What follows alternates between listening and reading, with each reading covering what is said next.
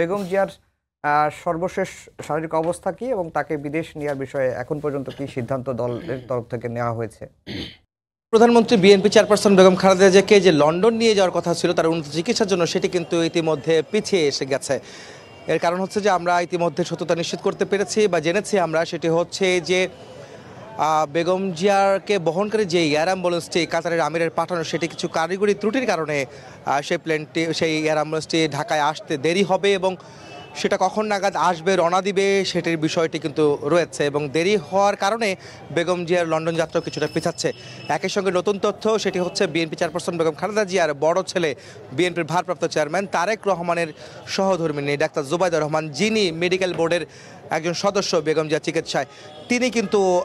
আজ বাংলাদেশ সময় রাত 12টার পর অর্থাৎ 12:30 নাগাদ তিনি যুক্তরাজ্য থেকে রওনা করবেন এবং আগামীকাল শুক্রবার সকাল 9:30টায় ঢাকায় নামবেন। ঢাকায় এসে পৌঁছানোর কথা রয়েছে এবং তিনি ঢাকায় পৌঁছে সরাসরি রাজধানী রেভারকেয়ার হাসপাতালে আসবেন, যেখানে তার শাশুড়ি বেগম জিয়া চিকিৎসাধীন রয়েছেন। তার বিষয়ে স্বাস্থ্যের খোঁজখবর তিনি রাখছেন এবং সেই স্বাস্থ্যের খোঁজখবর নেওয়ার পাশাপাশি তাকে নিয়ে আসলে তারপরেই